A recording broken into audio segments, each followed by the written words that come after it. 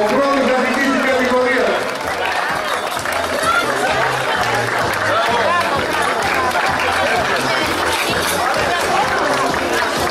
Ο ηθικός αυτούργος για τη γέννηση του ημιμαραθωνίου στον τόπο μας, Γιώργος Τριανταφύλλου. Ένα μεγάλο χειροκρότημα. Όνειρο ζωής ήταν να τρέξει εδώ στη Σπερχιάδα. Θα τονίσουμε επίσης ότι είναι 33 χρόνια δρομέας, από το 1984. Γεια σου Γιώργο. Έχει συμμετάσχει και σε αγώνες εκτός Ελλάδος, σε Βουλγαρία και Τουρκία.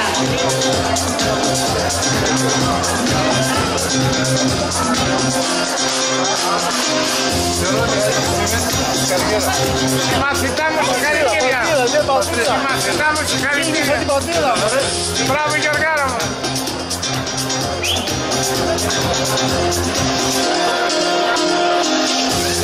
Μπράβο Γιώργο.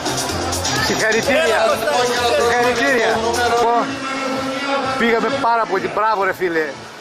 Κώστα, τι να σου πω τώρα, ότι θα είμαι υπέροχα χαρούμενος που τίμησα εδώ τα μέρη μας, το χωριό μας. Ήταν ένα όνειρο ζωής να κάνουμε έναν αγώνα εδώ που μας έλειπε αυτό στη Δυτική Φθιότητα. Πέρα από τους άλλους αγώνες, το Γοργοπόταμο, Λαμία και τον νυχτερινό της Ιπάτης, έλειπε ένας αγώνας εδώ. Και τον κάναμε και χάρη στο Γιάννη τον Κατσίκα, πραγματοποιήθηκε, συγχαρητήρια και στο Γιάννη.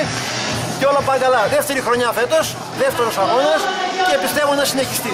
Μπράβο ρε Γιώργη, μπράβο. Μας κάνεις περήφανος. Όλοι είμαστε καλά. Μας κάνεις περήφανος. Συγχαρητήρια Γιώργη μου.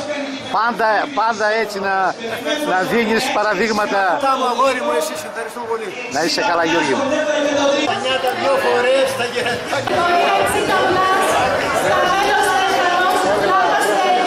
Έλα Κυπελούκος, Κυπελούκος.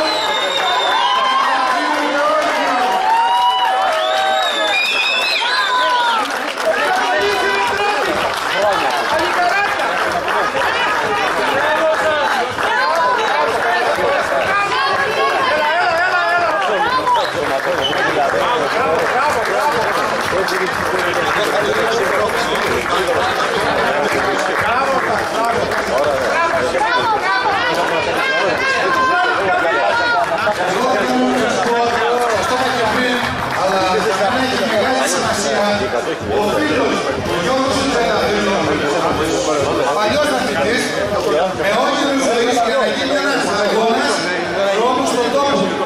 Έγινε πραγματικά